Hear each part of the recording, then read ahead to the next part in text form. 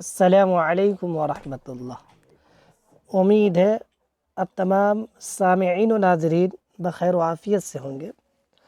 آج کی ویڈیو میں اب تمام سامعین و ناظرین کا خیر مقدم اور استقبال ہے۔ آج کے ویڈیو کا موضوع دکن میں مثنوی کا آغاز و ارتقاء۔ کہاں؟ دکن میں مثنوی کا آغاز و ارتقاء۔ گزشتہ ویڈیو کا جو موضوع تھا وہ تھا مثنوی کا فن، جس میں ہم مثنوی کے لغوی معنی بتائے تھے، جس کے معنی ہوتے ہیں دو دو کے، اور مثنوی جو ہے عربی زبان کے لفظ سے نکلا ہے۔ تو یہ گزشتہ ویڈیو کا موضوع تھا۔ اگر آپ اس ویڈیو کو نہیں دیکھے ہیں تو آپ جائیں چوک اینڈ ڈسٹر اکیڈمی پہ، آپ اس کو دیکھ سکتے ہیں۔ آج کا ویڈیو بہت اہم ہے، چونکہ اس میں دکن میں جتنی بھی مثنویاں لکھی گئی ہیں ان تمام کا ذکر اس ویڈیو میں ہم کریں گے انشاءاللہ۔ تو آئیے بلا کسی تاخیر کے ویڈیو کو شروع کرتے ہیں۔ دکن میں مثنوی کا ارتقاء۔ 15ویں صدی عیسوی میں بہمنی سلطنت بہمنی سلطنت ٹوٹ کر 5 ریاستوں میں تقسیم ہو گئی تھی۔ یاد رکھیں، 15ویں صدی عیسوی میں بہمنی سلطنت، کون سلطنت؟ بہمنی سلطنت ٹوٹ کر 5 ریاستوں میں تقسیم ہو گئی تھی۔ لیکن ان 5 ریاستوں میں سے 2 ریاستیں بہت اہم ہیں۔ 2 ریاستیں، 2 صوبہ، 2 اسٹیٹ بہت اہم ہیں۔ پہلا ہے بیجاپور، پہلی کیا ہے؟ بیجاپور، اور دوسرا جو ہے گولکنڈہ۔ اب ان کی مختصر تفصیل دیکھتے ہیں۔ پہلی بیجاپور میں عادل شاہی ریاست قائم ہوئی۔ بیجاپور میں عادل شاہی ریاست قائم ہوئی۔ کیا؟ عادل شاہی ریاست قائم ہوئی۔ عادل شاہی خاندان کے سلطنت کا آغاز 1990 عیسوی سے ہوا۔ کب سے ہوا؟ 1990 عیسوی سے ہوا۔ اس خاندان میں 8 بادشاہ گزرے ہیں۔ کتنے؟ 8 بادشاہ ہوئے ہیں۔ یہ سب عالم اور علم دوست ہیں۔ یہ سب کیا ہے؟ عالم ہے اور علم دوست، یعنی علم سے ان کا بہت لگاؤ ہے، ان کو علم سے بہت الفت و محبت ہے۔ اور یہ جو ہے گولکنڈہ جو ہے، یہاں قطب شاہی دور، یہاں گولکنڈہ میں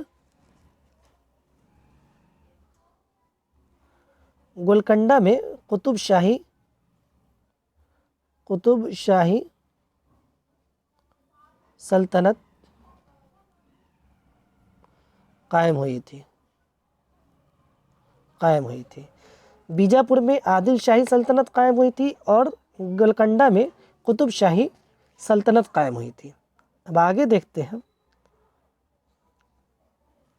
دکن میں اردو شاعری کی باضابطہ ابتدا مثنوی نگاری سے ہوتی ہے۔ دکن میں اردو شاعری کی باضابطہ ابتدا مثنوی نگاری سے ہوتی ہے۔ کس سے؟ مثنوی نگاری سے ہوتی ہے۔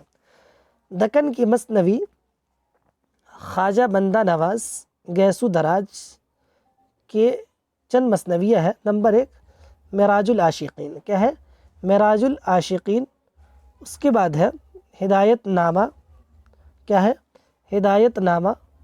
اس کے بعد ہے تلاوت الوجود، اور اس کے بعد ہے رسالہ 12 ماسہ۔ کیا ہے؟ رسالہ 12 ماسہ۔ یہ کس کی تصنیف ہے؟ کس کی مثنویہ ہے؟ تو یہ خواجہ بندہ نواز گیسو دراج کے ہیں۔ کون کون ہے؟ معراج العاشقین، ہدایت نامہ، تلاوت الوجود اور رسالہ 12 ماسہ۔ بہمنی دور کی مثنویہ، وہ دکن کی مثنویہ تھی، اور یہ ہے بہمنی دور کی مثنویہ۔ یہاں کے جو پہلے مصنف ہیں وہ ہے فخر الدین نظامی بیدری۔ کون ہے؟ فخر الدین نظامی بیدری کی تصنیف کدم راؤ پدم راؤ۔ کون ہے؟ کدم راؤ پدم راؤ۔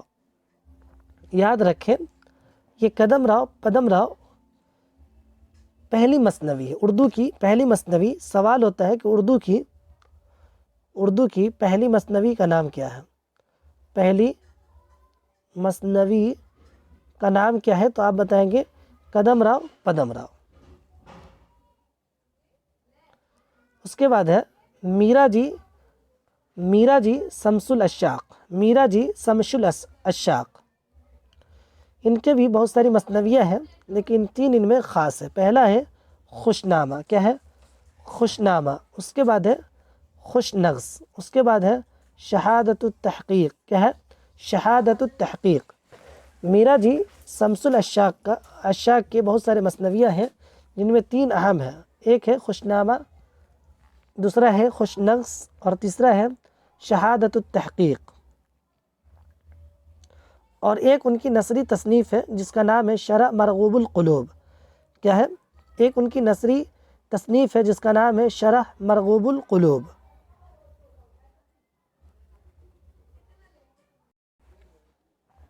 उसके बाद मसनवी निगार बहमनी दौर के जो मशहूर व मारूफ़ है वो हैं सैयद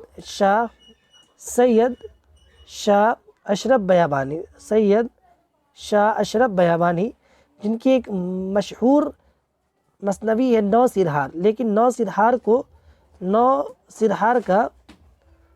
सिरहार का शुमार मरसिया में भी होता है, मरसिया में भी होता है। मरसिया, सबसे पहली मरसिया का नाम क्या है? तो नौ सिरहार, लेकिन इसका शुमार यहाँ मसनवी में है। इसकी जो सन्न इशाअत है वो है 1508 ईस्वी, 1508 ईस्वी, सॉरी ये 1503 ईस्वी है। कितना है? 1503 ईस्वी, जो वाक़या करबला से मुताल्लिक़ है। नौ सिरहार जो है ये वाक़या करबला से मुताल्लिक़ है। उसके बाद बहमनी दौर के बाद आदिल शाही दौर की मसनवियाँ, इसमें भी बहुत सारी मसनवियाँ लिखी गई है इस दौर में। तो पहला जो है वो है बुरहानुद्दीन जानम। इनके वालिद माजिद का नाम ऊपर गुज़र चुका है, वो है मीरा जी शमसुल अशाक। क्या नाम? मीरा जी शमसुल अशाक।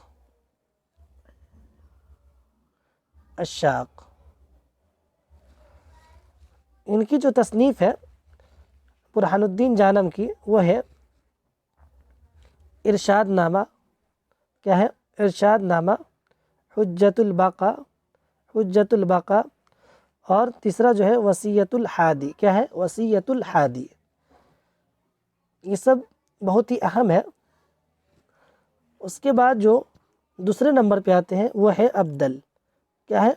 अब्दल। इनकी एक बहुत मशहूर मसनवी है जिसका नाम है इब्राहिम नामा, क्या है? इब्राहिम नामा। इनकी जो सन्न इशाअत है वो है 1603 ईस्वी। इस मसनवी में अब्दल ने इब्राहिम आदिल शाह सानी, जो जगत गुरु के नाम से भी मशहूर व मारूफ़ है। इनके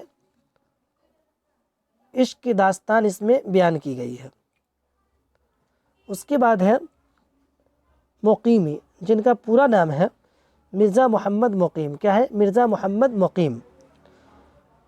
और ये मुक़ीमी से मारूफ़ है, यानी मशहूर है। इनकी एक मशहूर मसनवी है जिसका नाम है चंद्रबदन महयार, और दूसरा है फ़तहनामा बखेरी, क्या है? फ़तहनामा बखेरी। और एक और मसनवी निगार है जिनका नाम है अमीन, क्या है? अमीन। इनकी एक मसनवी है बहराम हुस्नु बानो। आगे देखते हैं। इसके बाद जो एक मशहूर मसनवी निगार है उसका नाम है रुस्तमी, जिनका असल नाम है कमाल खान साहब, क्या है? कमाल खान साहब। इनकी जो मसनवी है वो है खाविर नामा। ये बहुत ही मशहूर है, इसको याद कर लीजिए, खाविर नामा। इसकी जो खासियत है वो ये है कि ये उर्दू की सबसे बड़ी मसनवी है, उर्दू की सबसे तवील मसनवी। सवाल में पूछा जाता है कि उर्दू की सबसे तवील मसनवी का नाम क्या है, तो आप बताएंगे खाविर नामा। क्या बताएंगे? खाविर नामा। क्या बताएंगे? खाविर नामा। जो इसके बारे में जो फैक्ट है वो ये, जो 24,000 अशआर पर اور 222 عنوانات پر مشتمل ہے، 222 عنوانات پر مشتمل ہے۔ یہی وجہ ہے کہ یہ اردو شاعری کی سب سے طویل مثنوی ہے۔ اس کے بعد دیکھتے ہیں نصرتی۔ ان کا جو پورا نام ہے وہ ہے محمد نصرت۔ کیا ہے؟ نصرتی کا پورا نام کیا ہے؟ محمد نصرت۔ ان کی جو مثنوی ہے گلشن عشق، جس کے سن اشاعت جو ہے 1657 عیسوی۔ کیا ہے؟ 1657 عیسوی یہ شائع ہوا۔ اس میں منوہر اور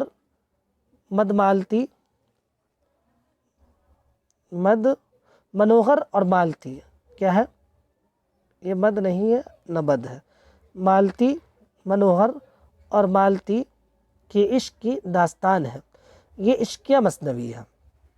کون سا مثنوی ہے؟ عشقیہ مثنوی ہے۔ اس کے بعد دیکھتے ہیں ان کی جو دوسری مثنوی ہے وہ ہے علی نامہ۔ کیا ہے؟ علی نامہ۔ اس مثنوی میں حضرت علی کے متعلق نہیں ہے، بلکہ میں آگے بتاتا ہوں، یہ ایک رزمیہ مثنوی ہے۔ کیا ہے؟ رزمیہ مثنوی ہے، جو 1665 عیسوی میں شائع ہوا۔ کب شائع ہوا؟ 1665 عیسوی میں شائع ہوا۔ اس میں جو ہے علی عادل شاہ ثانی کے، اس میں لکھا نہیں ہے، علی نامہ میں علی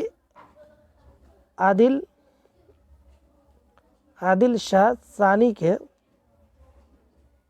ابتدائی 10 سال کے حکومت کے متعلق لکھا گیا ہے، متعلق بیان کیا گیا ہے۔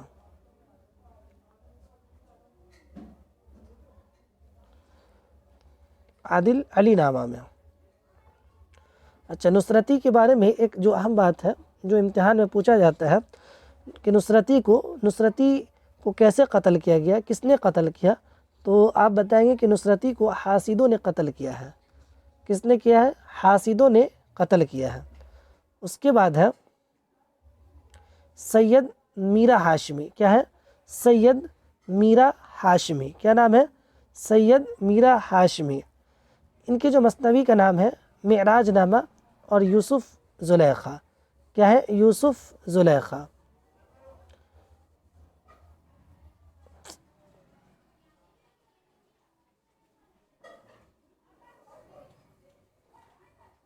اس کے بعد ہے قطب شاہی دور کی مثنویہ۔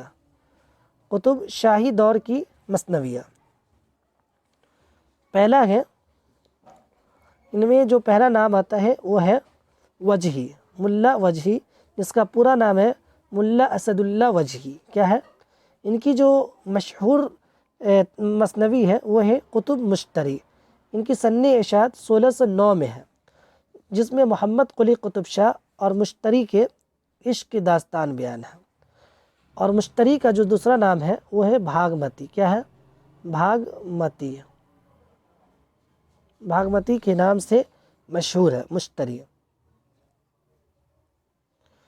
اور ان کی جو دوسری تصنیف ہے وہ ہے صبرس۔ کیا ہے؟ صبرس، جو 1665 عیسوی میں شائع ہوا۔ کب شائع ہوا؟ 1665 عیسوی میں۔ ملا اسد اللہ کو محمد قطب شاہ کے زمانے میں ملک الشعراء کے اعزاز سے نوازا گیا۔ کس کے؟ ملک الشعراء کے اعزاز سے نوازا گیا تھا۔ ملا اسد اللہ کی ولادت ابراہیم قطب شاہ، کس کے؟ ابراہیم قطب شاہ کے دور میں ہوئی۔ کس میں؟ ابراہیم قطب شاہ کے دور میں۔ اس کے بعد جو قطب شاہی دور میں بڑا نام ہے شاعر کا وہ ہے غواثی۔ کون ہے؟ غواثی۔ ان کا جو اصل نام ہے شیخ بہاؤالدین۔ غواثی کا اصل نام کیا ہے؟ شیخ بہاؤالدین۔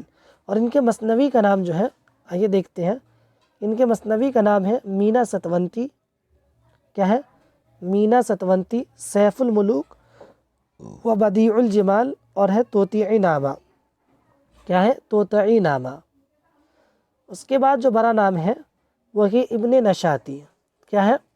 ابن نشاتی، ان کے مثنوی کا نام ہے پھول بند، جو 4174 اشعار پر مشتمل ہے۔ کیا ہے؟ 4174 اشعار پر مشتمل ہے۔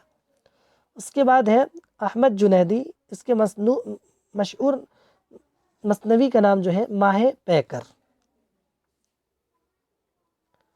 اس کے بعد ہے طبعی کا جو ہے جو مشہور مثنوی ہے وہ ہے بحرام غلو اندام۔ تو یہ چند باتیں دکن میں مثنوی کا آغاز و ارتقاء کے متعلق تھا۔